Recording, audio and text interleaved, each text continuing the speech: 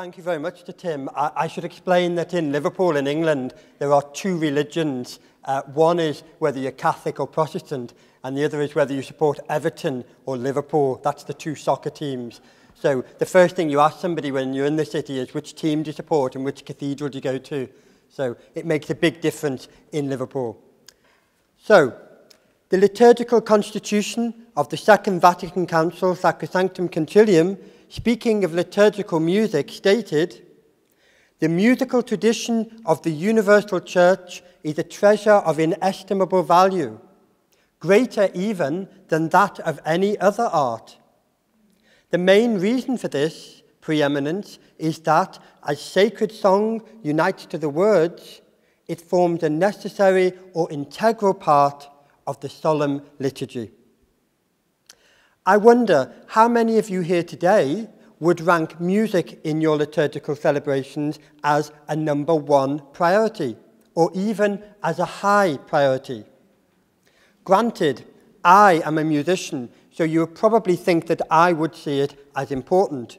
But the aim of my talk today is to persuade each of you of the importance of liturgical music. If you are sitting here today thinking, well, yes, music is important, but not as important as good preaching, effective presiding, ongoing catechesis, and understandable translation, then you're not alone. Throughout the ages, the stance of theologians and liturgists towards music has been characterized by hesitation and suspicion. Factors contributing to this uncertainty, including a seeming triviality of music, and indeed the art generally, to life and death issues, concerns over the manipulative power of music, and concerns over music's ability to be truth-bearing. I am sure that you will recognize many of these same issues are very much still alive in our parishes today. My concern is that we vastly underestimate the power of music in our liturgical celebrations today. My argument is not because of the important role that music has played for the church in the past.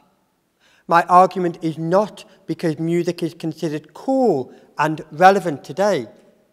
My argument is not because music has played such an important role in the culture of Western civilization. Rather, my argument is that music is one of the prime tools, if not the prime tool, of evangelization today. Music is truly theological, not simply an addition to the liturgy. Liturgical music is integral.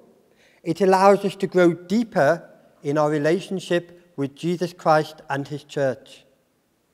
Music is not merely passing time. Rather, at its best, music invites us to discover a kind of patience which enlarges and deepens us in the every waiting, leading us to understand that there are things we learn only by passing through the process, by being caught up in a series of relations and transformations. It is my contention that music as an evangelistic tool can be so much more than we may previously have considered. In our postmodern, perhaps even post-truth world, we need music more than ever. As you will know, many today are alienated from the institutional church, but still want to engage and learn more about our Christian faith. Music, and the arts generally, are an excellent way to do this. Those of you who speak multiple languages will know that when learning a new language, we don't simply learn a new vocabulary. Rather, we learn to see and approach things differently, to gain new perspectives from within the new language and culture we are studying. Learning the new language allows us to experience new insights from the inside. So it is with music.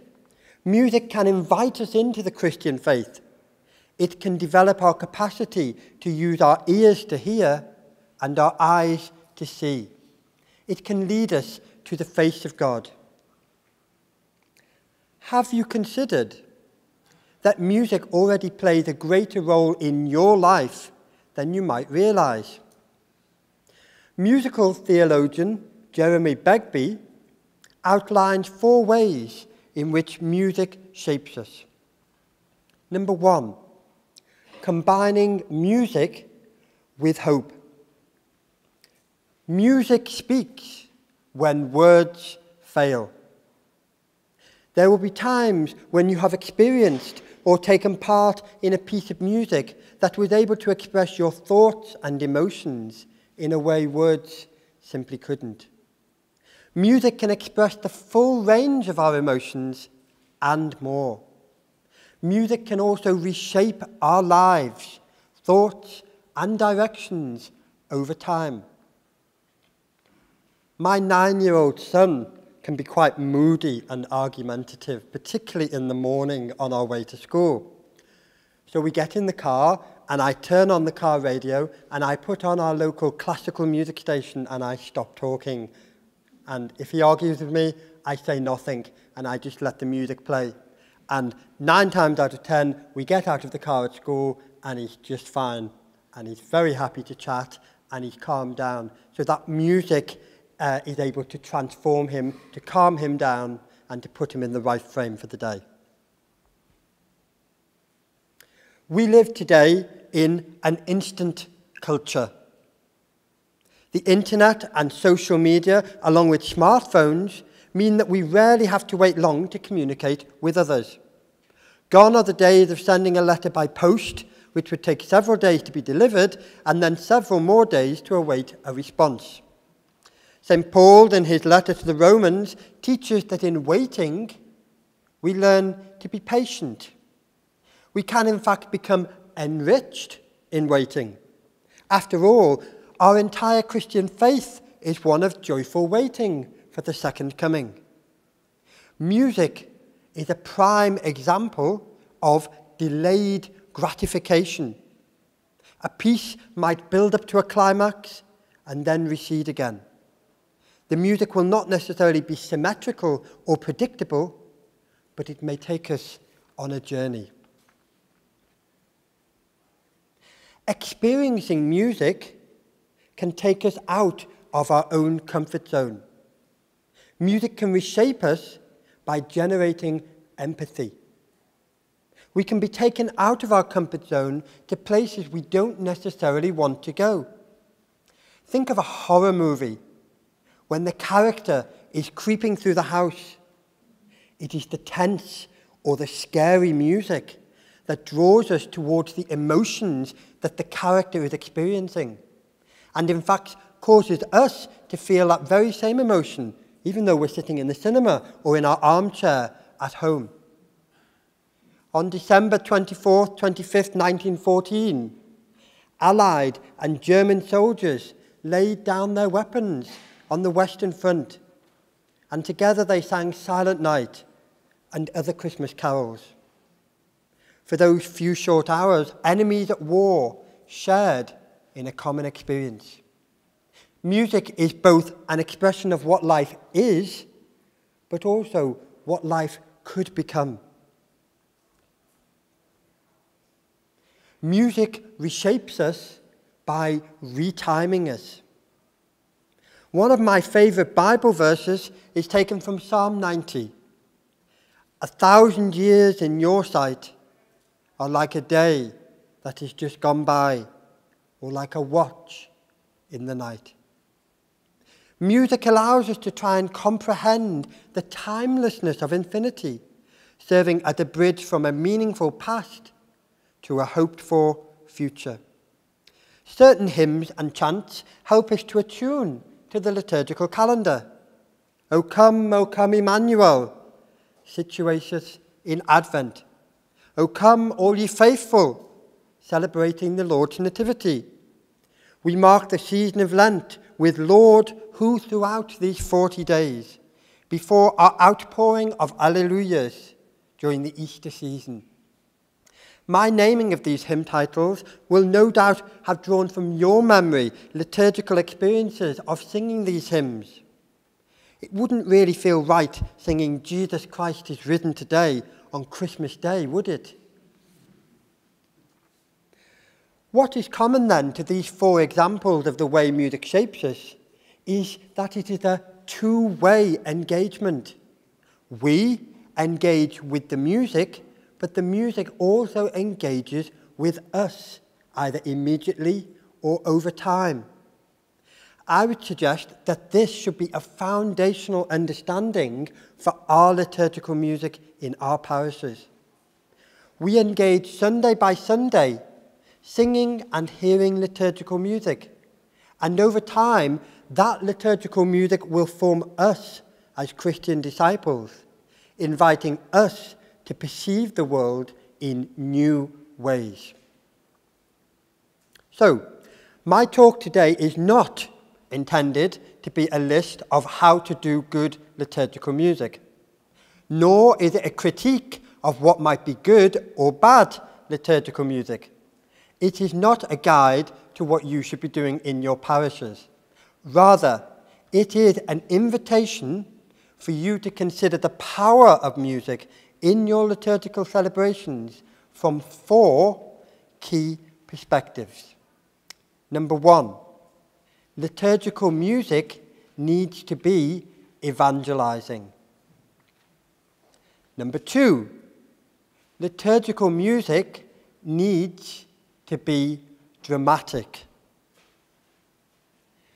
Number three, liturgical music needs to engage with our Catholic sacramental imagination. And number four, liturgical music needs to be beautiful. I hope that what I can offer you today will stimulate your own thought process and call within each of you a deeper consideration of the role of music in our liturgical celebrations. So, number one, liturgical music as evangelization. Pope Paul VI, in his apostolic exhortation Evangelii Nuntandi, described the aim of evangelization as affecting and, as it were, upsetting through the power of the gospel humankind's criteria of judgment, determining values, points of interest, lines of thoughts, sources of inspiration, and models of life, which are in contrast with the Word of God and the plan of salvation. Evangelization, then, has at its core the aim of orientating us towards the Word of God. This process draws us into a relationship with Jesus Christ, manifested most strongly in the Eucharistic liturgy. We tend to associate evangelization in our Christian life with some areas more than others. Let's take, for example, catechesis. The following is an example, paraphrased from Tim's book, Liturgy and the New Evangelization, in which he offers his definition of catechesis. Catechesis is a sacramental activity. Words and signs are used both to point towards the reality of God and to allow the catechetes in themselves to manifest the self-giving love of the Father and the Son, inviting the Holy Spirit to dwell among us. Catechesis must thus be Christocentric, pointing towards a liturgical or doxological encounter with Christ as a communication of the living mystery of God. If Tim will forgive me, I'm going to further reparaphrase his description, and I'm going to replace the word catechesis with the word liturgical music. And now I'm going to reread his description to you. Liturgical music is a sacramental activity. Music is used both to point towards the reality of God and to allow the musician in themselves to manifest the self-giving love of the Father and the Son, inviting the Holy Spirit to dwell amongst us. Liturgical music must thus be Christocentric, pointing towards a liturgical or doxological encounter with Christ as a communication of the living mystery of God. I think that Tim's description of liturgical music here is spot on.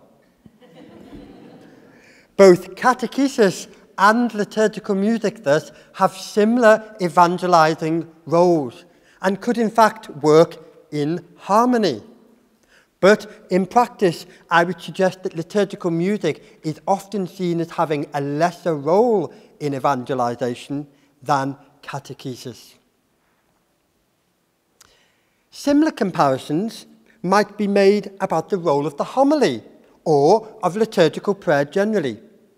For example, one of the primary functions of the homily is to invite the assembly to participate in the salvation history of the Church.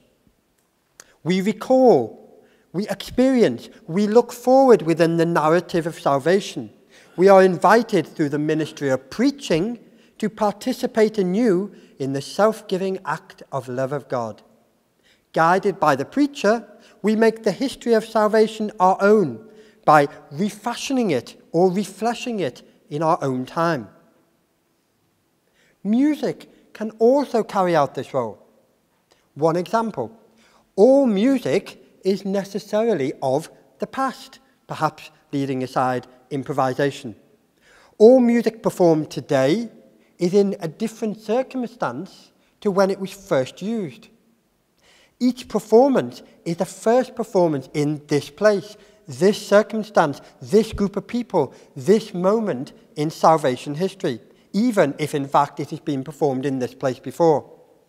So music of the past, which is all music, allows us a privileged gateway into other periods of salvation history, allowing us to bind our experiences in faith with those who have gone before us, thus helping us to cement the history of God with his people.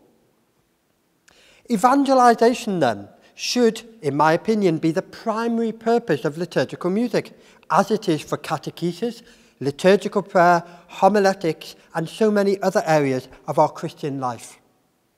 We cannot rely on people merely taking on the faith of their parents. We have to engage with them, catechize them, draw them into the well of beauty. One only has to look at the recent abortion referendum result in Ireland to witness what can happen when the hereditary Catholic system of belief collapses. Music has a particularly privileged evangelical role in our modern society. Whilst authority and facts to many are old news, relativism and the turn to self are all. The Church's credibility across the world is scarred from the horrors of the sexual abuse crisis. Sacred music, however, from the Church's treasury is arguably more popular today in the world than it has ever before been. Nowhere is this more true than cathedrals back in my home of England. Those of you who have visited the UK may well have visited some of our beautiful cathedrals and might well have attended choral evensong or its Catholic equivalent of choral vespers, choral evening prayer. According to a recent report, attendance at daily choral services in our English cathedrals rose between 35% between the year 2000 and 2012. To me, these figures are testament to the evangelizing power of liturgical music. Similarly, there have never been so many people listening and streaming sacred music as there are today. It is not unusual in the classical charts in the UK to be dominated by music written for the church, ranging from Gregorian chant to contemporary composers such as James Macmillan. It is, I think, fair to say that more people are engaging with sacred music today than at any other time in history. Such a fact underscores, I believe, the unique power of music to serve as an evangelical tool. If the purpose of evangelization is to transform us into lovers and disciples of Jesus Christ, then it is my contention that liturgical music is not simply a model to be followed, but a mystagogical encounter with the form of beauty which takes place over an extended period of time and which seeks to form us sacramentally in our relationship with the world. Liturgical music then must begin with the form of Christ and develop through in sacramental, evangelistic, and transformative directions. Number 2, liturgical music needs to be dramatic. The mid-20th century Swiss theologian Hans von Balthasar, in his magnum opus, The Glory of the Lord, invites us to consider the Christian life through the beautiful, the good, and the true. Von Balthasar's invitation stood in stark contrast to many other thinkers since the Enlightenment who advocated an approach that privileged the good and the true over the beautiful.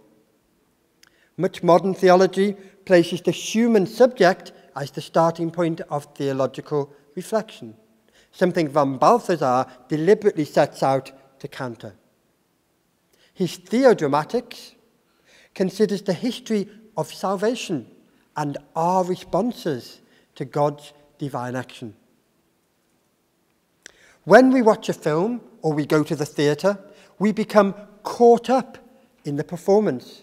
Our human emotions are engaged. We not only try and associate ourselves with the characters and the plot, but we also try and associate the characters and the plot with our own lives, using them as a mirror to project some clarity and awareness on our own role in life. To those who follow Christ, these associations shed a particular light on God's divine plan and our role within it. The most dramatic element of our Christian story is God's action in sending his only beloved Son to earth to die for our sins. What all of these dramatic events have in common is that the consequences are unpredictable and uncontrollable. When we buy a goldfish and we put it into a pond or a tank, we can no longer control every movement that goldfish makes. It makes its own choices. So it is that God fashioned each of us, but allowed us the freedom and choices to make our own decisions. For von Balthasar, the celebration of the Eucharist is the theatre to end all theatre, for it represents the drama to end all drama. Understanding the role of the Eucharist in the context of salvation drama challenges us to bring our whole lives to the liturgy, to be renewed in our encounter with God, and to be strengthened to go forth into the world to play the roles to which we are called. It is in this context that we need to consider the dramatic role of liturgical music. Music can touch us in ways that words, text cannot, at a deeper level. I am sure you can all recall a moment or moments when a piece of music has struck you, when it stopped you in your steps, where it tugged at your heart. There will be pieces of music which are special to you because they represent an important occasion or memory. I recall once visiting the Marian shrine of Lourdes in France and hearing the opening strains of Gorecki's Totus Tuus. It was during the evening torchlight procession when I was one of thousands of pilgrims carrying a candle in honor of our Blessed Mother. The moment, the setting, the music all contributed to a transformative and dramatic moment.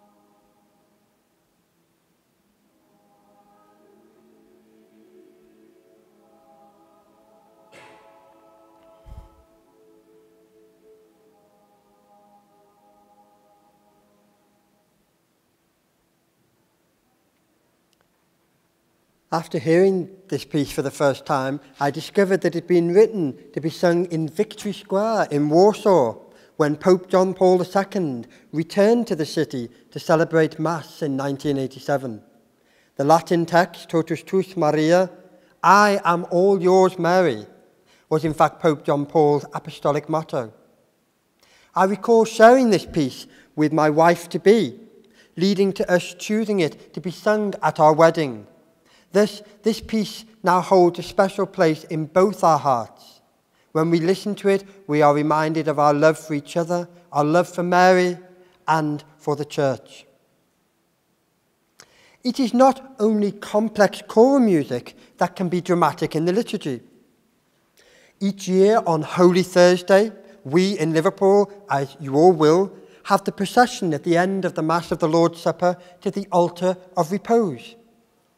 During the procession, we sing the traditional Latin chant Pange Lingua Gloriosi, concluding by singing the final two verses of the hymn Tantum Ergo to a setting by the French 20th century composer Maurice de Rufflet. After a few minutes' silence, we conclude by singing this simple Taizé chant.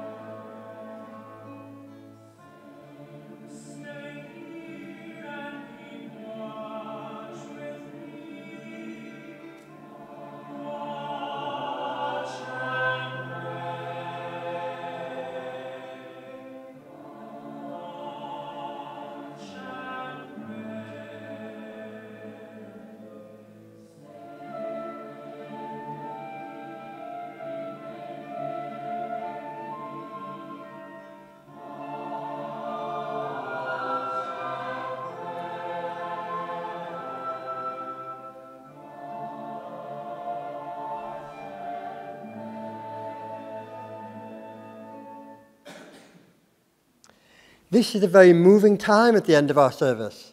We sing this chant over and over for around 10 minutes. Sung verses interspersed with humming, whilst the soloist, as we heard there, sings the words of Jesus. Will you not keep watch with me for 1 hour? Most unusually, we don't end the singing as such. Rather, we process out of the cathedral until our singing is but a distant echo in the chapel of repose. I'm always surprised how touched and moved our choir members are when we have finished this ritual. This is a choir that sings at Mass and Vespers on a daily basis throughout the year, singing choral music from across the centuries. But yes, this simple 6-bar chant has its own dramatic effect on all present. I would suggest that all 4 of the ways that music shapes us that I outlined earlier, combining music with hope, reshaping us by making us wait, generating empathy, and retiming us, come into play in this example, and would do so from similar examples you will all have from your own experiences. I know of the effect that this ritual has on my choir members, and I also know that some of our chorister parents find it to be a very powerful moment. But it is not possible for me, or for any other individual for that matter, to know what dramatic effect this moment or any other has on other people present. We each play our part in the drama of life, but only God has the bird's eye view, as it were, of the whole. On several occasions, I've received letters or emails from people who have visited our cathedral and heard the choir singing. In these communications, people will share with me why they were at the cathedral and what effect the music had on them. What they tell me is probably only a small part of it, but it serves to remind me that what we do in the ministry of liturgical music is not quantifiable, and much of the good that we do is unseen and unknown. Our role as liturgical ministers is to offer God's beauty to the best of our ability so that others may engage with it. The dramatic role of music is not always immediate. A frequent misconception is the idea that the style or the feel of liturgical music needs to be in tune with our own emotions and feelings. Mark Searle, a theology professor here at Notre Dame in the 1980s, was candid when he stated, "When the liturgy requires us to sing glory to God, it does not matter all that much whether or not we feel on top of the world. If we do, and the prayer and the rites provide us with an outlet for expressing our mood and emotions, that's good. But if the ground does not shake and the heart does not quake, the exercise is not invalidated in the least. What matters is that we follow the indications of the rite and try and make its attitudes our own." The dramatic nature of liturgical music, to me, falls precisely at this juncture. Is our liturgical music an expression of our emotions, or is it a rehearsal of what we would wish our attitudes to be? The call to offer praise through music precedes us, but we are invited to play our response in the divine drama. Whether we are an organist, a cantor, a presider, or member of the assembly, we each play our role. Some of us are offered special gifts, such as composers, instrumentalists, soloists. It is our duty to use these gifts for the glory of God and the sanctification of His church. When we respond in song, I, the individual, do not do so only on my own behalf, but with and on behalf of others also. When I am singing, I am joining my voice to the gathered assembly and to the throngs of heavenly angels. I am usually singing music written by another person, another blessed with gifts from God. Such a theology of singing today is countercultural.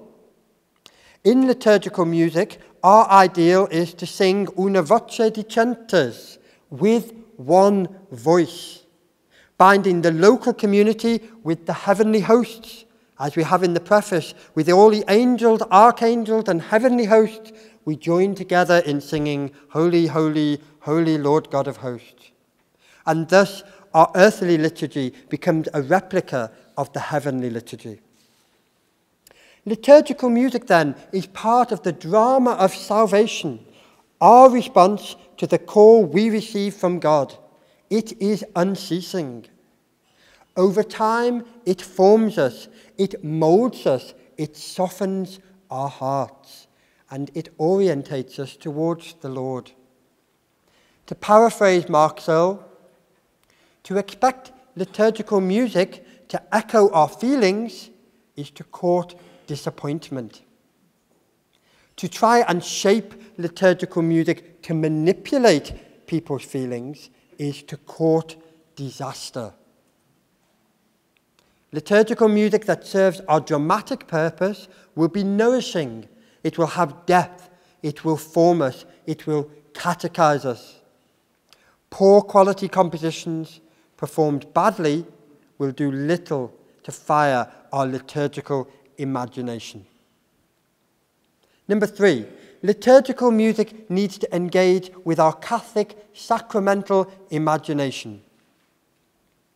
In the liturgy, we experience and encounter God largely through analogy and metaphor.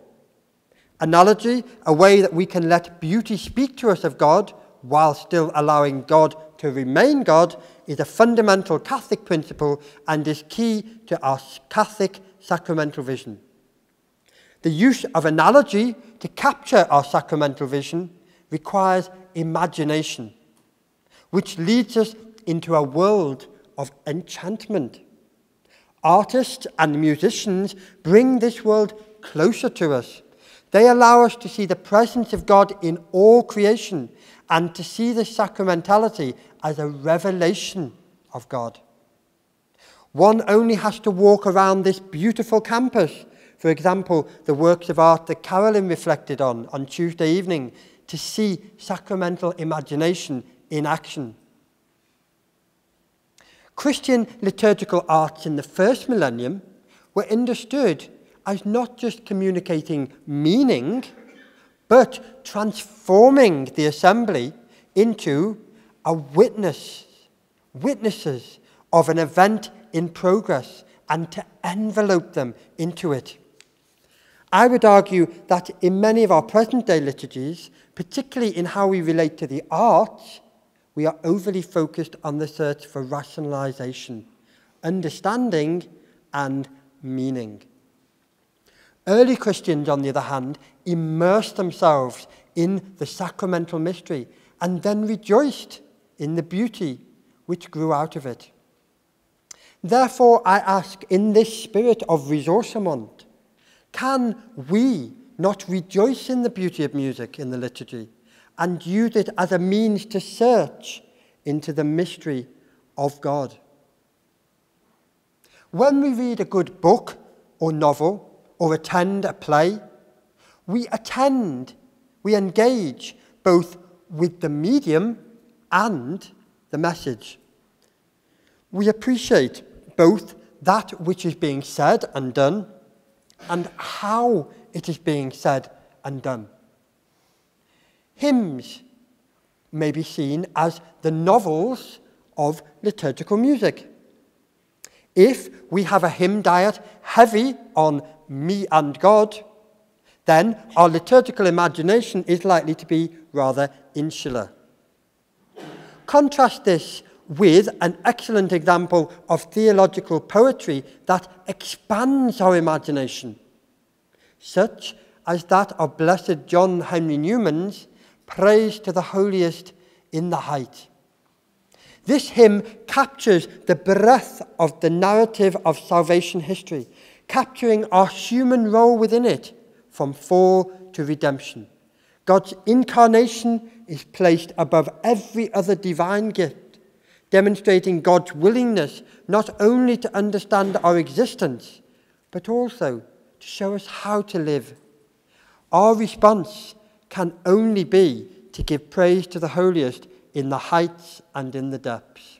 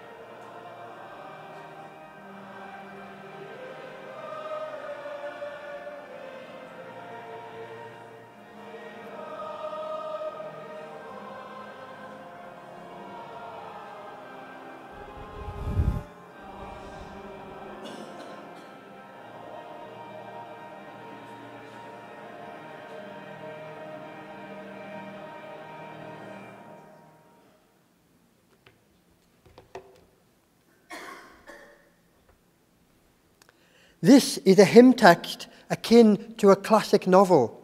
It is one that we can return to again and again. It is one that expands our imagination, one that over time can transform our attitude. Good novels, stories, hymns, and music convey a message, but in a beautiful, artistically pleasing way, and thus help us to understand and remember. They are directed to the senses, but not simply as an object of sensory delight, but rather as something presented through the senses to the mind. Liturgical music cannot come alive without artistic contribution. The lowest common denominator is simply not good enough for God and his church. We each learn more about ourselves when we engage with stories, with music, with works of art.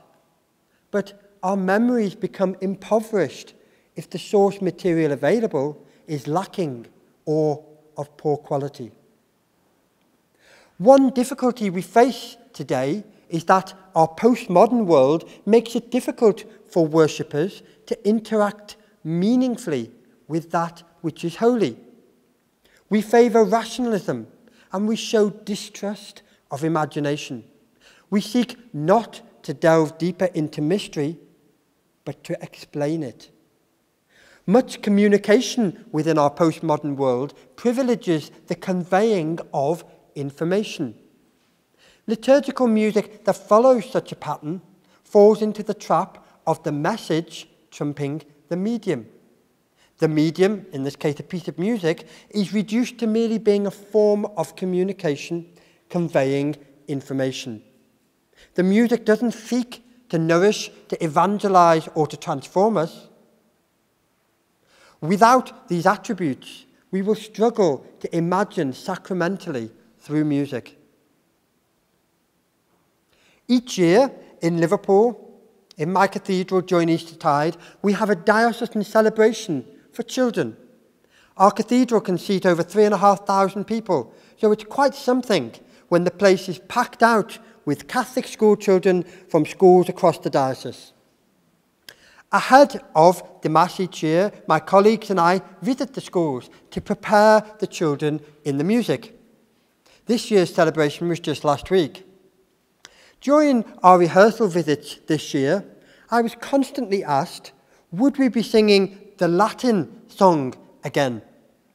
Now, last year was our cathedral's Golden Jubilee. So as a cathedral dedicated to Christ the King, we learned and sang the plain song setting of Christus Vincit.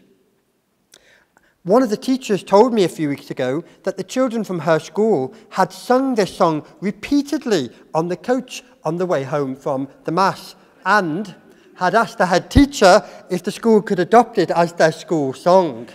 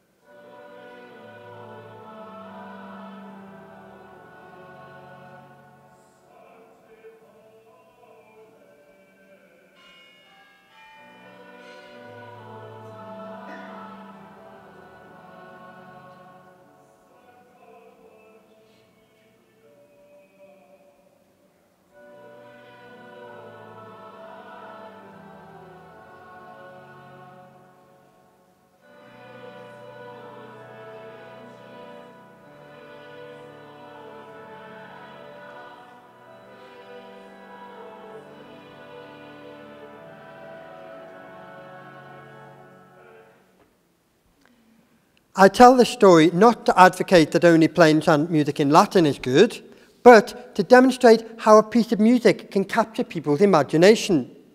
The children brought into the idea of asking the saints to come to the aid of the Pope, to our Archbishop, and to each of us.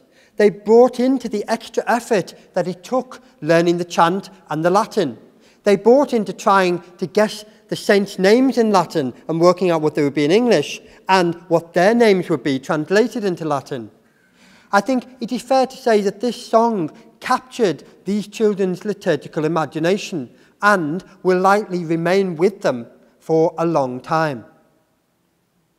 The French liturgist and musician Joseph Gélineau summed it up well, I think, when he stated, "We do not eat only to feed our bodies.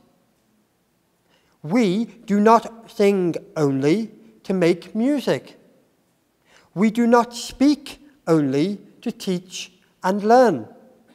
We do not pray only to restore our psychic equilibrium. The liturgy is a parabolic type of activity which throws us aside. It is metaphorical. It takes us somewhere else. It is allegorical. It speaks of something else. And it is symbolic, which brings us together and helps us to make connections." My final section, liturgical music needs to be beautiful. Hans Urs von Balthasar maintained that the best evangelistic strategy is to capture people with the beautiful, to enchant them with the good before leading them to the true. Beauty, which is less threatening than goodness and truth, might be the best route of access to the divine today.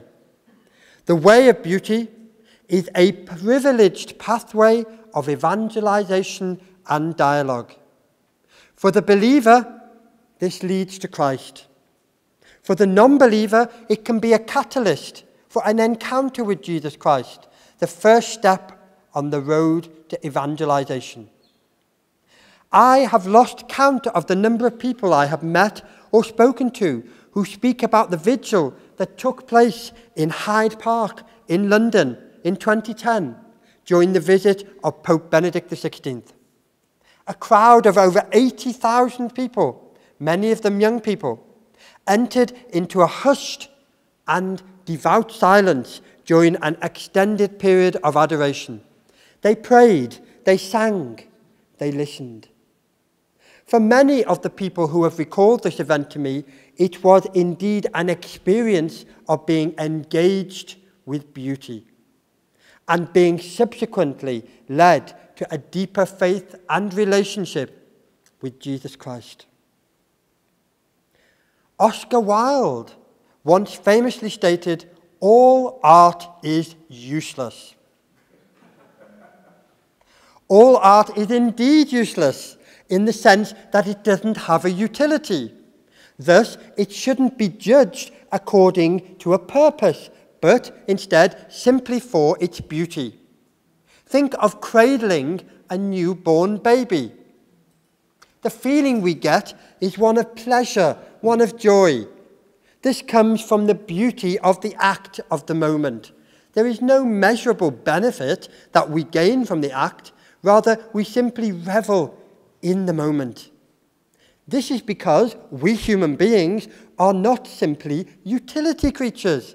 Our souls need feeding. Only beauty can satisfy us, not utility. Beauty lasts. Utility does not. One thinks of the great medieval cathedrals of Europe. These great treasure troves of art, stories, and people are beautiful buildings that have stood the test of time. In some cases, they are no longer used precisely today as they once were, but new ways have been found to use them. Their precise use then and now does not affect their beauty. They are beautiful in themselves. The ultimate example of beauty is the cross. It was here that Jesus suffered and gave his life for us all. We could not possibly describe a painting, a picture, a photo of the crucifixion as pretty, as nice, or disposable.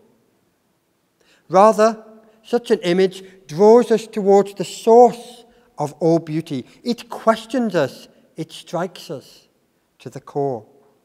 The representation of Jesus' suffering leads us to true beauty. Jesus' example of love stands at the opposite end of the spectrum from lust. When we meet a new person, do we appreciate them for who they are, the qualities they have, the beauty they portray? Or do we judge them on how they make us feel, how useful they might be to us, how they might gratify us? To appreciate them simply for what they are is to appreciate their beauty, something which over time can turn into love. To judge them simply on how they make us feel and what they can do for us is lustful. Turning this analogy to liturgical music, do we judge a piece we use in the liturgy by how it makes us feel, how it gratifies us, the emotions that it stirs in us?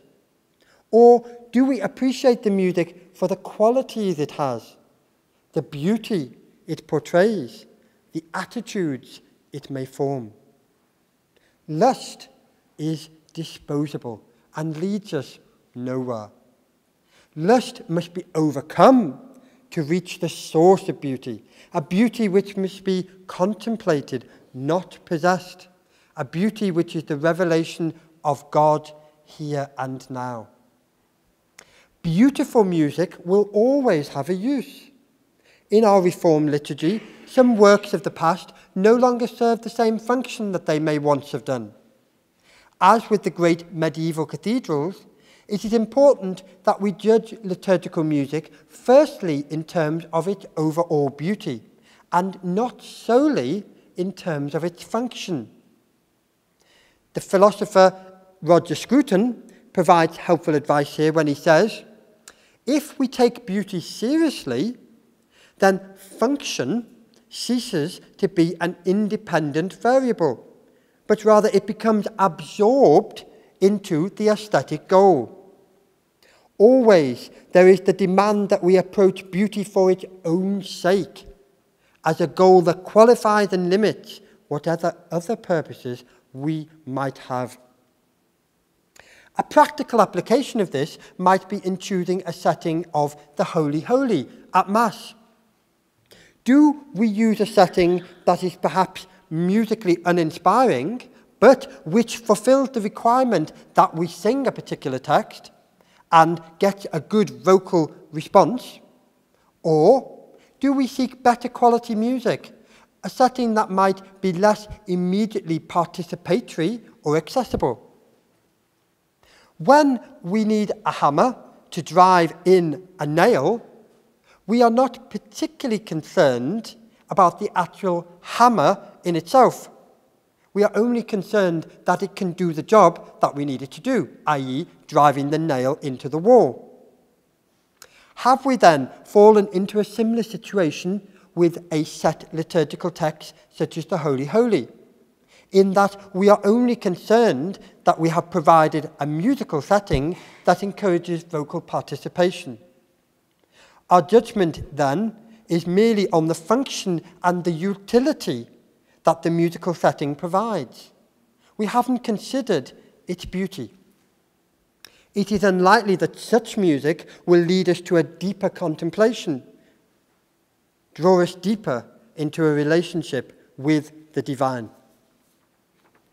So, to sum up, it is my belief that liturgical music is one of the primary evangelical tools available to us today, both to draw people into the church and to lead those already in to a deeper engagement with our faith.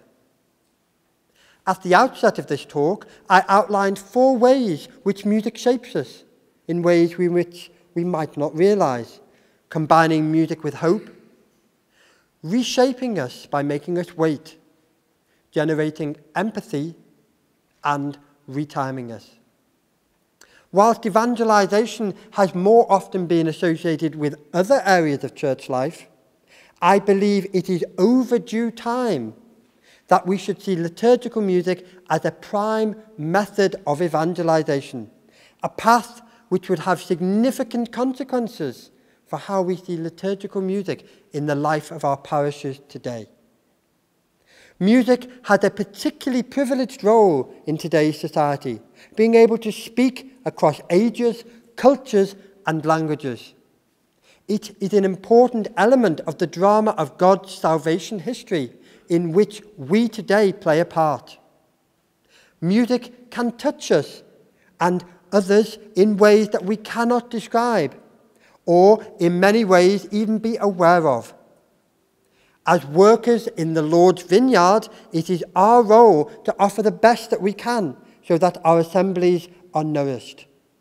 Liturgy and liturgical music is not simply a communication act, but an invitation, an immersion into the sacramental mystery.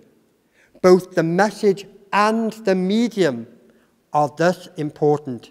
The quality and the depth of the medium, be it a piece of writing or music, does matter.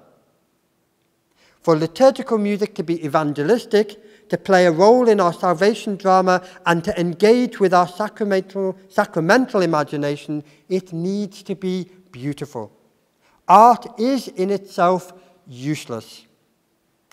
But beautiful things engage us. They transform us and they draw us in. Put usefulness first and you will lose it. Put beauty first and what you have will be beautiful forever. I am hopeful that my talk today will challenge you to consider the role of liturgical music in your parishes. I am hopeful too that you will reconsider the power of music and see it as a prime tool of evangelization to deepen your faith and those who you are called to lead. Thank you very much.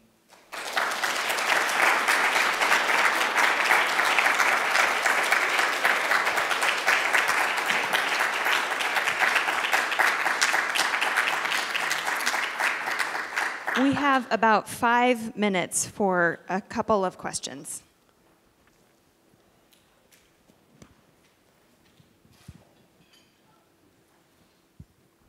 I want to thank you for the presentation you've done today. It's just magnificent.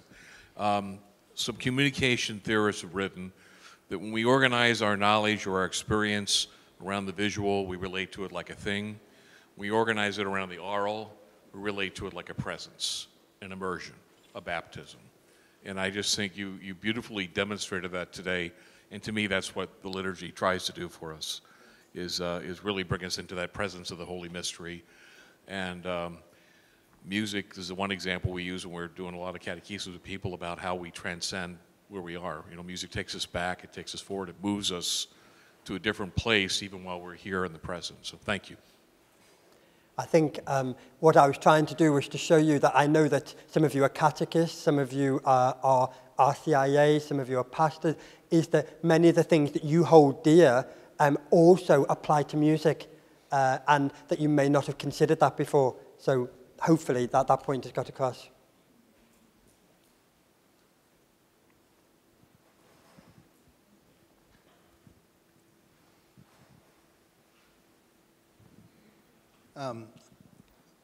I think the presentation was wonderful, but you pricked my, jerked me, when maybe for the beauty of the piece we would usurp the laity's participation in the Sanctus, for instance. It reminded me when I stood in line for several hours years ago to get a ticket to the Vienna Boys Choir on Sunday. And when I went in, some this was in the 80s, I think, early 90s.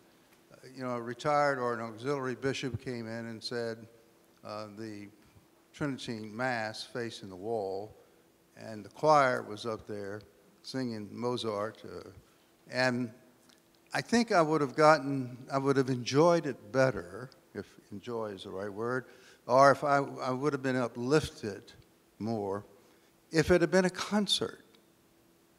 When the Vienna Boys Choir came to United States, one of the traveling things, they did a concert stage, which I just thoroughly enjoyed, and so did everybody else. And that's the only thing. It kind of pricked me, because a lot of people are starting to go back to some more classical pieces or more Gregorian chant and leave the people out. And I see a danger there, that's all. But I appreciate the beauty. And there are other contexts in which I think certain beautiful pieces should be rendered rather than through the medium of a mass.